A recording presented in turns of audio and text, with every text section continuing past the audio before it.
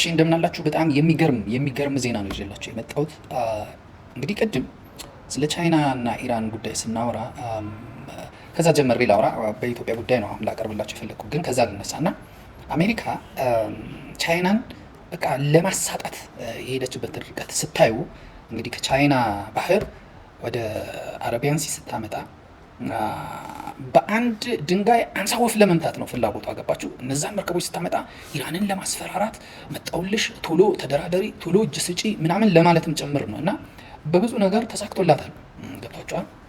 ኢራን ባትፈራም ምን ባትልም የአውሮፓውያንን ቀልብ ይዛለች፣ የብዙዎችን ቀልብ ይዛለች። አሜሪካ ምንድነው አፈላች፣ ምንድነው እንደዚህ አይነት ነገር፣ ይህ ሰውዬ እኮ ፋራ ነው፣ በቃ ከወረወረ ነው አይነት ነገር እንዲባል አድርጓል ትራምፕ ማለት ነው። እና አሁን ባለበት ሁኔታ እንግሊዝን ታያላችሁ ከቻይና ጋር የንግድ ስምምነት ማድረግ ትፈልጋለች። ካናዳ እያያችሁ ነው። በርካታ የአውሮፓ ሀገሮችን ታያላችሁ። ከህንድም ጋር ለስንት ዓመት ሲጓተት የነበረ ነገር አሁን ከነሱ ጋር የንግድ ስምምነት ማድረግ ይፈልጋሉ። ምክንያቱም ትራምፕ አሁን እያለ ያለው ምንድን ነው? አምጡ ይሰጣችኋል፣ በነፃ አሜሪካ የምትሰጣችሁ ነገር የለም የሚል ነው። ትራምፕ ምንድን ነው ለማንኳሰስ የፈለገው? መጀመሪያ ከቻይና እንደዚህ አድርገናል፣ የጦር መሳሪያቸውን እንደዚህ ድክመቱን አውቀናል ምናምን ብለው በዜና አስወሩ። በቃ አወጁ። ቻይና እንደዚህ ሰርጓጅ መርከብ እንደዚህ አድርጋ ይኸው ምንም የማይረባ ነገር ነው ካሉ በኋላ እሺ ከዛስ ብለው ሲጠይቁ ደግሞ ቻይና ሲል የነበረው ታይዋንን ይጠብቅ የነበረው እነ ፊሊፒንስን ሲጠብቅ የነበረው መርከብ አንድ ብቻ አይደለም፣ ብዙ መርከቦችን ወደ የተመጣ አረቢያን ሲ ያመጣ ኢራንን መጠበቅ ጀመረ። ከኢራን ጋር መፋጠጥ ጀመረ። እና ይሄ እንደምን ታየ በአውሮፓውያን እና በበርካቶች ማለት ነው። ቻይና ልክ እንደዚህ መቀለጃ ትሆናለች ማለት ነው የሚል አያችሁ፣ ተቀናቃኞቻችሁን የሆነ ዝቅ አድርጎ የማሳየት ሳይኮሎጂ ነው አሁን ትራምፕ እየሰራ ያለው። እና ትራምፕ ከባድ ሰው ነው በነገራችን ላይ። ትራምፕ ማለት በጣም አደገኛ ሰው ነው በነገራችን ላይ ስታየው። ኢኮኖሚውን ቀንቶታል። እንግዲህ አሜሪካ እስካሁን ከነበራት በጣም በታሪክ ታይቶ በማይታወቅ ሁኔታ የስራ አጥ ቁጥሩ ቀንሷል ማለት በቃ ጥሩ ነው ማለት ነው። ኢኮኖሚው እያደገ ነው። እንግዲህ ከብዙ ሀገሮች ጋር ይሄ ባለው ይሄ ሰጣ ገባ አይነት የፖለቲካ ሁኔታ የመገለል ነገር አለ የሚባል ቢመስልም በብዙ እየቀና ነው። በአፍሪካ ይኸውላችሁ እየሰራ ያለውን ነገር በብዙ ቦታ ማለት ነው። እና ምን ልላችሁ ፈልጌ ነው ቻይናውያን በሙስና ይሁን በምንም መንገድ ብቻ የሀገራቸውን ሚስጥር የሀገራቸውን ነገር አሳልፈው በመስጠት አሜሪካ ለዚህ ዓመት አይደል ነው በሚቀጥለው ዓመትም ሊሆን ይችላል የበላይነት እንድትይዝ አድርጓል። በዚህም ትራምፕ በጣም ኮንፊደንስ እንዲሰማው ቻይናን ይኸው ጉድ ሰራናት ብሎ እስኪናገር ድረስ አድርሰውታል ብዬ አምናለሁ። እና ከኢትዮጵያ አንጻር ስትወስዱ ደግሞ ኢትዮጵያም ደግሞ ሙስና አለ። የሙስና ጉዳይ ልንገራችሁ እና የወጣ ነው ከትላንትና ወዲያ ነው የወጣው። ግሎባል ፋይናንስ ኢንቴግሪቲ የሚባል ነው። ዩኤን እውቅና የሰጠው አይኤምኤፍ፣ ወርልድ ባንክ ሁሉ እውቅና የሰጡት የሆነ የሚያጠና ድርጅት ነው፣ ዓለም አቀፍ ተቋም ነው። እና ይሄ ምን አደረገ? ለ10 ዓመት ያህል በኢትዮጵያ ውስጥ የተደረጉ ኤክስፖርትና ኢምፖርት ላይ የተሰሩ ስራዎችን ማለት የንግድ ስራዎችን አጠና፣ መነሻቸውንም መድረሻቸውንም አጠና።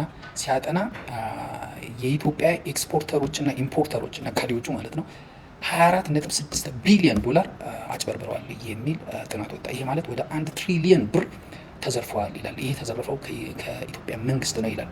እና እንዴት ነው የዘረፉት ይላል። ለምሳሌ የሚያደርጉት ከዚህ ሲነሱ ኤክስፖርት የሚያደርጉት ለኢትዮጵያ መንግስት የሚያሳውቁት 600,000 ዶላር ነው የምንሸጠው ብለው ይነግራሉ። ከዛ የሚሸጡ ግን 1 ሚሊዮን ዶላር ነው። 400,000 ዶላሩ ውጭ ባለ አካውንታቸው ያስቀምጣሉ ማለት ነው። እንዲሁም ደግሞ ኢምፖርት የሚያደርጉት ደግሞ እዛ የሚገዙት ወደ 600,000 ዶላር ነው። ገዛን ብለው ግን ለኢትዮጵያ መንግስት የሚነግሩት 1 ሚሊዮን ወይ 1.5 ሚሊዮን ዶላር ነው ብለው ይናገራሉ።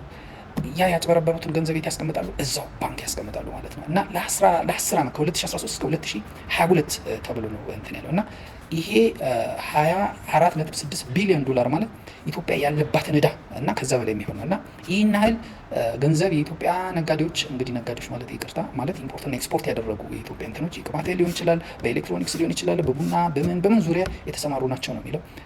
እነሱ የኢትዮጵያ መንግስት ይህን ያህል ብር አጭበርብረዋል። ኢትዮጵያ መንግስት አሁን በተወሰነ ደረጃ አውቆባቸዋል፣ እርምጃም እየወሰደባቸው ያሉ አሉ እና ነገሩንም ለማስተካከል እየሞከረ ነው ይላል። እና የሙስና ነገር ሲባል ማለት ነው። ሌላ በኢትዮጵያ ጉዳይ ስነግራችሁ ምን ማለት መሰላችሁ? ትላንትና የነገርኳችሁን አላመናችሁኝም። አሜሪካ በምስራቅ አፍሪካ ያለው የግብፅ እንቅስቃሴ አልወደደችውም።